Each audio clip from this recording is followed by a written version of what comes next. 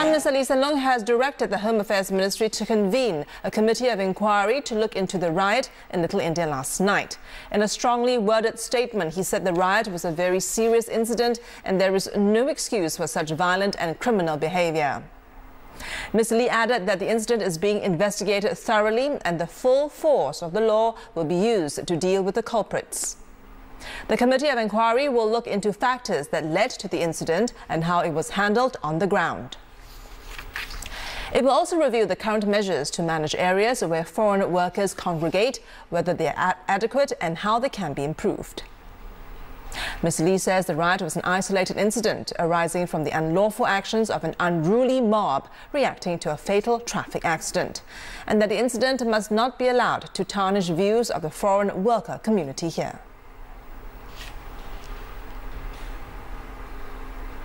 Preliminary investigations have revealed more details about last night's riot and the accident that apparently set it off. At a media briefing this evening, police say the Indian national who died after being hit by a private bus at Racecourse Road has been causing trouble on the bus. The bus driver, a Singaporean Chinese in his 50s, has been arrested and is out on bail. Monica Kotwani with more.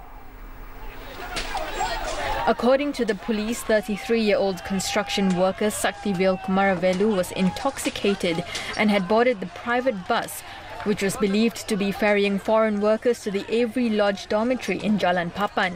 The bus driver asked for assistance from a 38-year-old Singaporean woman who was responsible for checking the arrival and departure times of the buses. He asked her for help to get Saktivel off the bus as he was causing trouble. She managed to get Saktivel off the bus, and the bus driver subsequently closed the door before moving off. Police say the driver heard a loud bang on the left side of his bus as he was making a left turn onto Racecourse Road. Upon alighting to check, the bus driver found Saktivel underneath the bus. Police say 2 officers arrived at the scene at about 9:40 p.m, 17 minutes after a call was made reporting the accident. They found that a crowd of about 100 men had surrounded the scene but were not yet aggressive. Singapore civil defence officers tried to extricate Saktivel from underneath the bus, but their efforts were hindered by the crowd that had by now become boisterous. By the time they managed to recover Saktivel's body at about 10 p.m, the crowd had started assaulting the bus driver and the timekeeper by throwing bottles and dustbins at the bus. Officers managed to get the 2 to safety and they were taken to Tan Tock Seng Hospital. The police said, according to standard protocol, 2 troops of Special Operations Command officers were deployed to manage the crowd, which had by now grown to about 400. They arrived at 10:30 p.m, but due to congestion on the streets, had to go to the location on foot. Police say they're interviewing many more men from the various dormitories and will likely make more arrests in the coming days. Of the 27 arrested, 24 are Indian nationals, 2 are Bangladeshi nationals and 1 is a Singaporean permanent resident. Some of the rioters are expected to be charged in court on Tuesday for rioting and vandalism. Police say they're determining their deployment of officers at Little India this weekend. Meanwhile, Channel News Asia understands that the police started conducting their investigations at Avery Lodge before 5 a.m. today. Now, the workers I spoke with here today at Avery Lodge, about 50 to 60 of them have said they have no first-hand knowledge of what transpired on Sunday night, with many of them saying they were back at their dorms by 4:30 p.m. on that same day. But that, however, has not stopped the police from carrying out their investigations. Investigation officers were seen leaving the lodge this morning, and police officers were seen checking workers' permits. Later in the evening, some workers at the lodge were led away by the police. Singaporeans shared feelings of shock and disbelief at the events in Little India last night. Negative comments made their rounds on the internet even before the riot was contained. But many other voices are calling for restraint, and at least one movement against racism has started online. It's quite scary that actually such a thing could happen in Singapore. As events exploded in Little India late on Sunday night, questions and comments simultaneously flooded the online space. First reactions were shock, disbelief and confusion. But soon, negativity and racism reared their heads, and they did not go unnoticed. Many others spoke up against what they called stupid xenophobic remarks. Acting Manpower Minister Tan Chuan Jin was the first office holder to call for calm online, and others, including the Prime Minister, soon followed. One day on, Little India returns to a semblance of normalcy, but the incident has triggered a wave of different responses from Singaporeans. அதே இந்திய ஊழியர்கள் அக்கறை எடுத்து ஒவ்வொரு கடைக்கும் போய் அந்த பொருட்கள் எடுத்து வைக்கிறதுக்கும் கடையை மூடுவதற்கும் மாதர் குலத்துக்கு ஒரு பாதுகாப்பு கொடுக்கிறதுக்கும் சிறுவர்கள் வழி அனுப்பி வைக்கிறதுக்கும் ரொம்ப ரொம்ப ரொம்ப உதவி செஞ்சாங்கங்கறத நம்ம மறக்கவே கூடாது. I don't think it was very unexpected because the foreign workers would tend to congregate in certain areas of Singapore. They are underpaid, the workers are underpaid, so obviously they will have a lot of aggrievements, and it might not actually push them that quick, but I think it's been going on for a very long time. Don't think that because all these Indian workers, they come here to work and they create problems. It's not a... But I believe that everybody sure feel upset when their loved one or their own people being knocked out by a car. Early Monday morning, this Facebook page sprang up, calling on Singaporeans to stamp out racism, and is steadily gathering likes. Another story is also making rounds. Netizens are cheering this video of a man in the checkered shirt, seen here in the heat of the incident, trying to stop angry rioters. This weekend, there will be a complete ban on the sale and consumption of alcohol where the riot took place in Little India. Second Home Affairs Minister S. Iswaran says this is a temporary measure to stabilize the situation on the ground. It will give the police time to assess the situation, engage stakeholders, and then decide on the appropriate next steps to be taken. Mr. Iswaran was speaking to reporters this evening in Little India, where he met retailers. He said the police will implement the ban and communicate to all stakeholders in the affected area. Asked if stricter rules on alcohol could have helped to avert the riot, Mr. Iswaran said this needs to be thoroughly investigated before a conclusion is made, but added that it is plausible that alcohol consumption was a contributing factor. Still ahead on Singapore Tonight, in the affected area, calm has returned. Yesterday what happened was one part gone, finished. So today, new day, so all smooth. Customer will keep on coming. That I no need to worry, that's I am sure. More reports and reactions following the riot in Little India last night.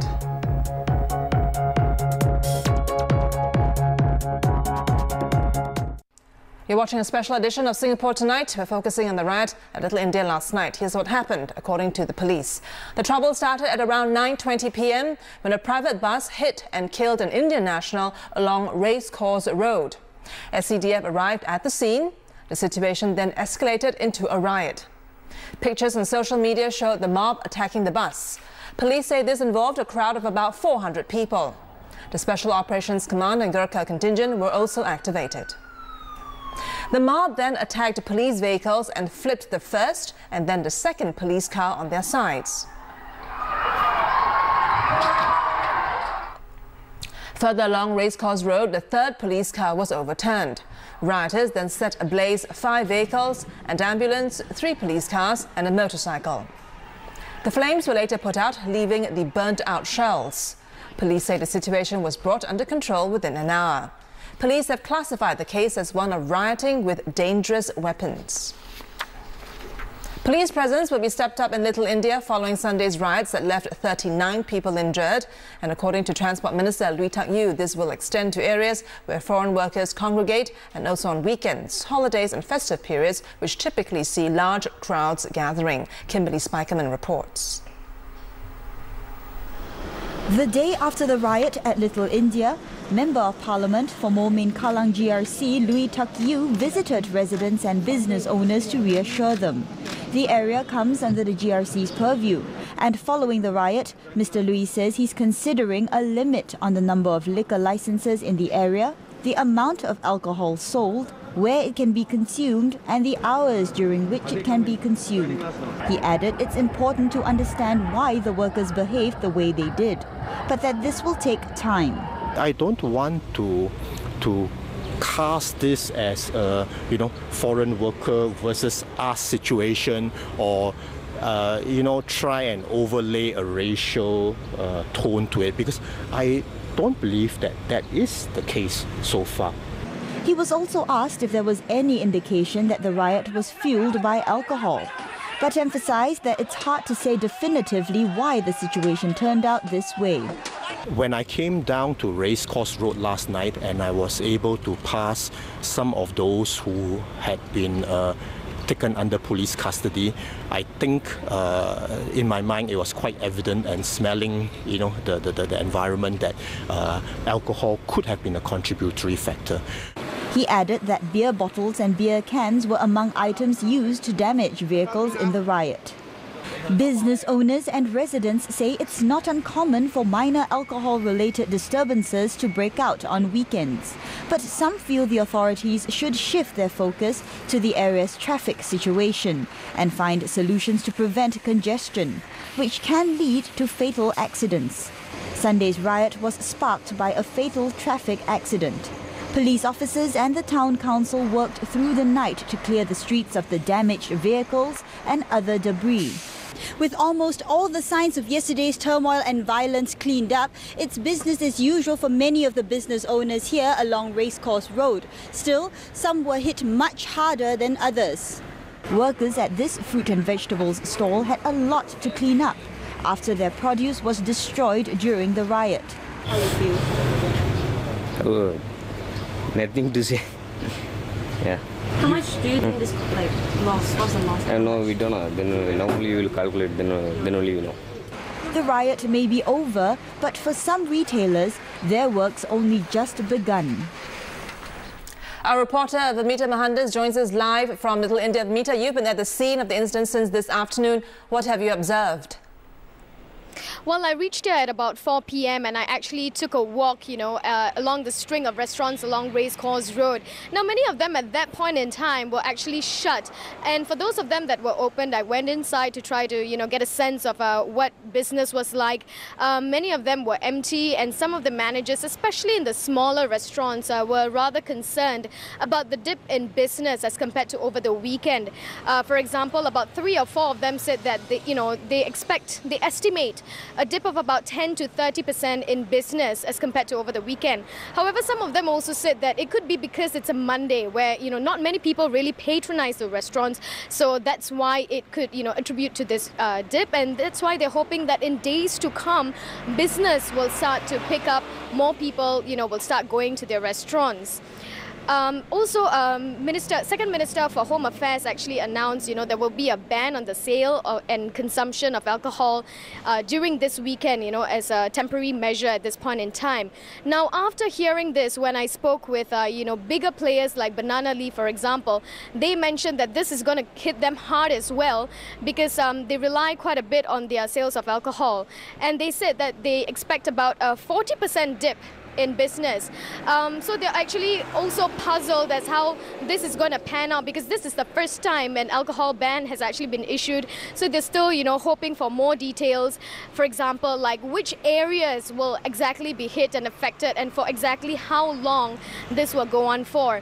And let alone, the bigger players and restaurants, those provision shops, the liquor stores as well, who rely very heavily on the liquor sales, were very concerned about what this is going to happen for them, and they also raised issues of high rentals, and there were a lot of concerns being raised. So let's take a listen to what some of them have got to say. Mostly the Saturday, Sunday only main business. I mean, more than 20% we are affected. If you ban Saturday, Sunday, we willing to approve. This thing, government give us back the rental money and the license money. Yesterday incident, not because of drinking, it's because the accident happened. I believe I've been here for 50 years. I don't see this such of incident. At the moment, the recession is no good, no business. So I hope stick to the same, but don't give too many new licensing. Just carry on. It's the first time they're doing it, so it's very clueless for us also how it's going to be. But for international guests who's come to the restaurant, I don't know what they're going to say. Well, that's all I have for you from Little India. Thanks, Mita. Mita Mohandas there reporting live from Little India. We're going for a short break. When we come back. important for us to engage in outreach to all the foreign workers to ensure harmonious coexistence. The Migrant Workers Centre on the importance of reaching out continuously to foreign workers in the light of the riot in Little India. Stay with us for more reports.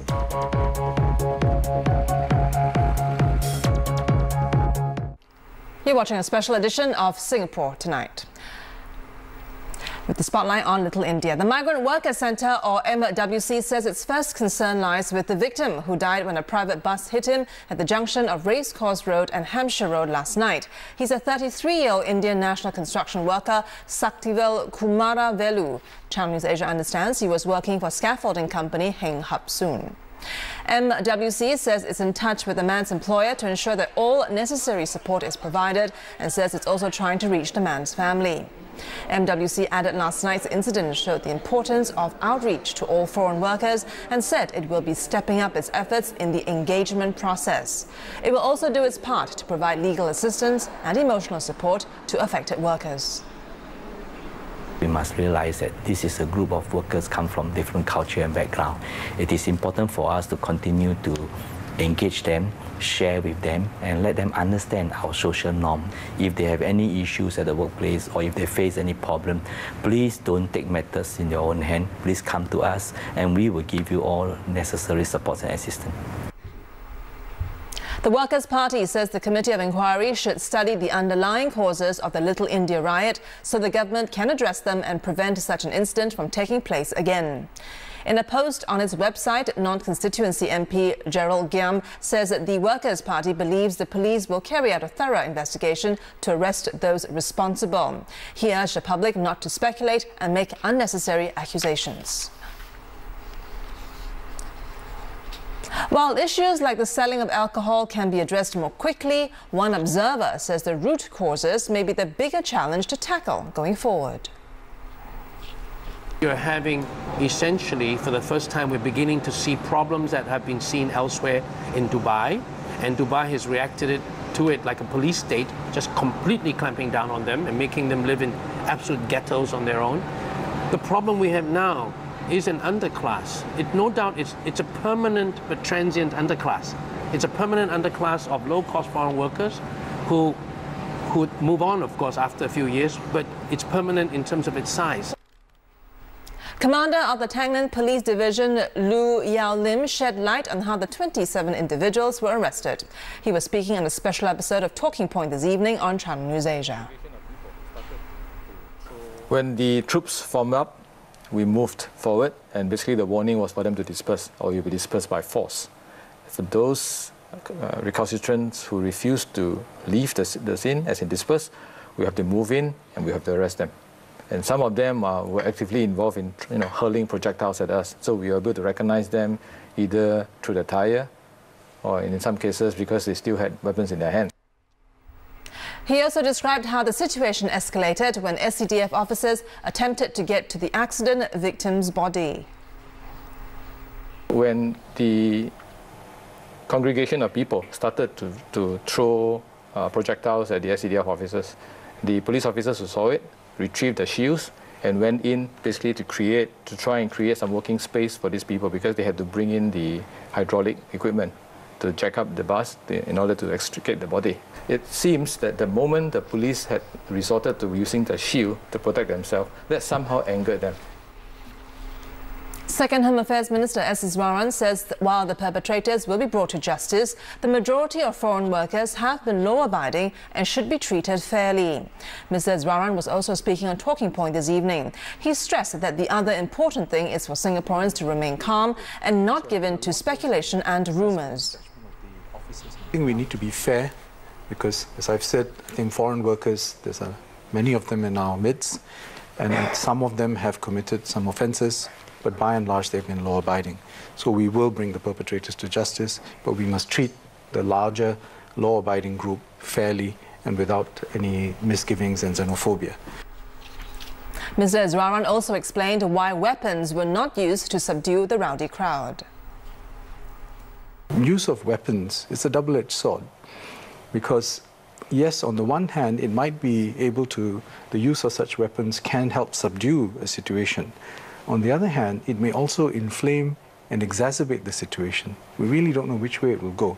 So I think a lot rests on the assessment and judgment of the officers on the ground. They have the capability, they have the training, and I think then they follow their protocols in exercising their judgment on how to deal with such situations. My own take on this is that I think at the end of the day, whilst there are a range of comments coming in, I think at the end of the day, I think it's commendable that our officers were able to subdue the situation and bring it under control with minimal use of force and maximum restraint. I think that is something that we should note. And here's a recap of key developments today following the riot at Little India last night. Prime Minister Lee Hsien Loong has ordered a probe into the violence which injured 39 people. He says the incident must not be allowed to tarnish views of the foreign worker community here. Meanwhile, preliminary investigations reveal new details about the Indian national who was killed in a fatal accident that led to the violence. Police presence in Little India has been stepped up and sale of alcohol in the area will be banned this weekend.